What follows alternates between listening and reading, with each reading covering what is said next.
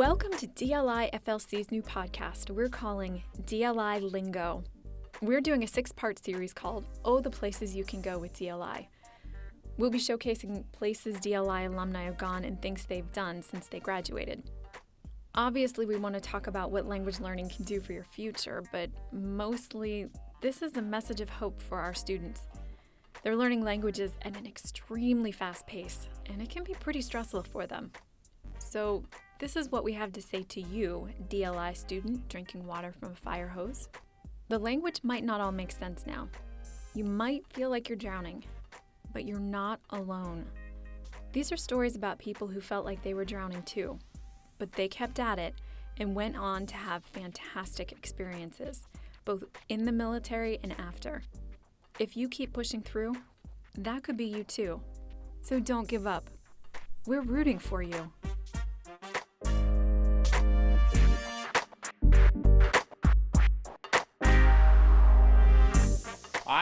I didn't graduate from here so very long ago. It was only 50 years.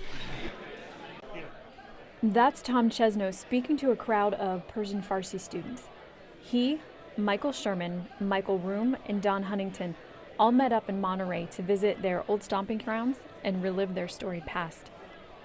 Chesno started his linguistics career at DLIFLC in 1968 when he joined the Army and was placed in a then obscure language called Persian Farsi. Well, first off, in my 37th week of a 47-week class, our class had 6 students in it. We were all in the Army. We were in 37 weeks here, and there was a thing going on that the United States was involved in, and it was called the Vietnam War. In week 37 of Persian class, we got our orders. And our orders told us that upon graduation, we would report to Fort Devens, Massachusetts. It was in Air, Massachusetts. We were going to be taught how to be traffic analyst, was a skill in the intelligence community. And then they also were nice enough to provide follow-on orders. If you kept reading, we were all then going to Vietnam. There's not too many Vietnamese people who speak Persian. While they were training the students in Persian Farsi, they didn't really have a big use for them at that time. Chesno has a theory about that. Probably one of the reasons for that was the fact that Iran was an ally. The presidents of the United States had close alliances, close allegiances with the Shah, and the Shah was an ally. We were supplying him arms. We were supplying him military training. We were telling him to put the 64th Division in Rizayeh. We were telling him to put the 92nd Armored Division in Afaz, and what he should be doing with each of his units.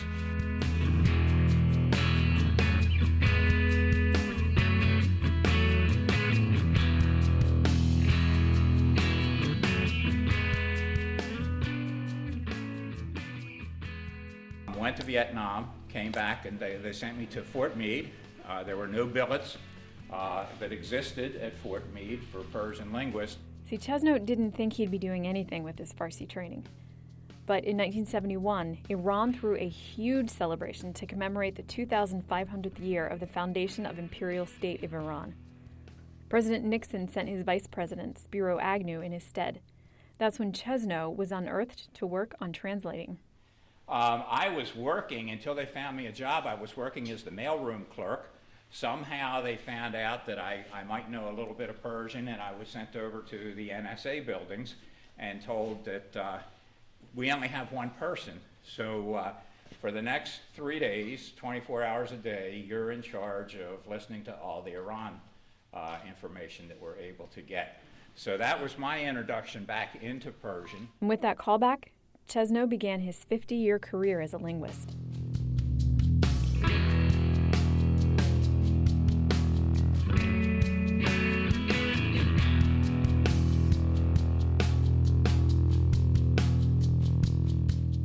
My colleagues, who are much younger than me, they graduated more recently than I did. They graduated 40 years ago from here. It was 10 years after Chesno had graduated that Airmen Huntington, Sherman, and Ruhm stumbled into Persian Farsi at DLIFLC. Here's Huntington telling how he got into Persian Farsi. I went to the recruiter I remember in 1977, I wanted to be an air traffic controller. And being the good recruiter he was, he said, hey, when you go take your physical, why don't you take this language test, see if you have an aptitude. And you probably can guess what happened. I passed that test and they didn't have any openings for air traffic controllers. So the fastest 6 weeks of your life, that's what basic training was called back in 1977. And 5 weeks later of basic training, I found out I was assigned Persian Farsi. And I was clueless. I called my dad. He said, I think that's Iran. And I ended up here. Go figure. Here's Sherman talking about his experience in joining the Air Force. I was 18. I was the young one in this group. My story of recruitment is very much like Don's. I went into the Air Force to become an air traffic controller, which is all I wanted to be. And the guys at the recruiting office in Jackson, Mississippi said, you tested really well on the entrance exam. Why don't you come take this language test? I went, I hate foreign languages. I hated French in high school. Why would I? Just take the test and see how you do. So anybody that scores above 95, I think, on that test, they try to talk you into going to language school. I said, I just want to be an air traffic controller. You wanted to be a lifer. Yeah, I don't want to do foreign languages. Well, look, this is May. We can get you in as an air traffic controller if you'll wait till October. They're making all this up, of course, right, to get me to be a linguist. We can't let you get in until October. And if you go in May, you'll get your first strike when basic training is over. Oh, man, sign me. Where do I sign? So here I go, signing up to be a linguist. And after boot camp, we come here. We get here. We check in like Mike was telling you, and the whole conversation with you. This was on July the 8th. It was 53 degrees here. We left 105. It was 53 when we got here. And the whole conversation started about Farsi, Iran, Persian, didn't know any of those words. Ruhm's experience in joining ended up being one of the best things that could have happened to him. When I first went into the Air Force, I had a less than stellar beginning at the university. I had majored in beer. And I think my first semester I had a .66 GPA. You know, my parents actually, I'd grown up in an Air Force family. My father was a pilot. They sent a letter to the Air Force recruiter, and he was the one who actually called me and said, hey, why don't you come in and talk to us? I was playing drums in a terrible rock band, playing high school dances, and working as a chimney sweep. I mean, my future was bright, but it was nothing what I anticipated, like what this gave to me.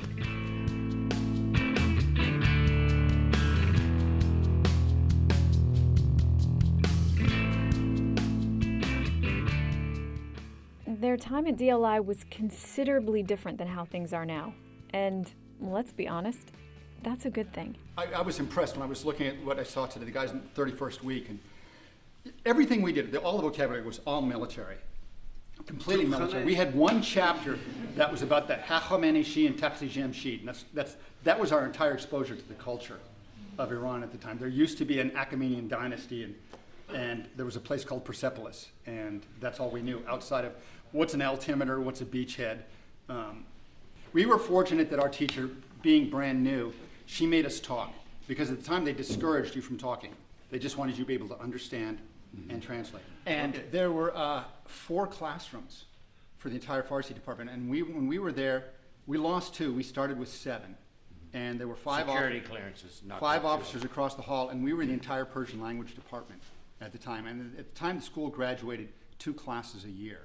So you're talking 12, 14 people a year graduated in Farsi. There were almost more teachers than there were students at the time. Yeah, almost. And we had no idea what to expect. The first day we showed up for class, they gave us this giant reel-to-reel tape recorder, which we had to take to our room. Does anybody know what a reel-to-reel tape recorder is? I've seen them in the Yeah, movies. they're like this big, and they would hand you this giant stack of tapes that you would have to sit there and listen to in your room, and for hours, and it was horrible. And it was mostly military vocabulary. Yeah. Tube khane is the only one I remember. We used to have, What does that mean? Artillery, right?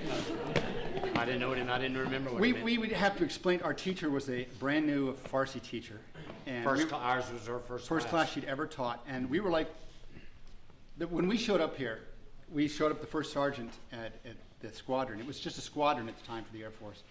And he said, you guys are studying Farsi? No. He said, that's wrong. He said, that no enlisted people take Farsi. It doesn't happen. And this is the first time we learned we were studying Farsi, and We didn't know what Farsi was. we didn't know what it was. They said, anybody know where the language is? And we were like, Iran? You said Iran. I said Iran. Where's the Iran? Fortunately, despite the difficulties in the beginning, the three of them graduated in 1978 from DLIFLC, and they were sent to Fort Meade. 10 years after that, as I'm in the job for about 10 years, I got a motley crew of airmen showed up. It was just out of school. They had graduated from here in the year 1978, and they were sent to us at Fort Meade. And the whole Iranian effort at the time was like 7 people, something like that, for the entire country, for the entire military. We're talking about the gendarmerie, the police, the army, the air force, the navy. In retrospect, Ruhm says they soon learned they didn't know anything, and they were about to go through a trial by fire.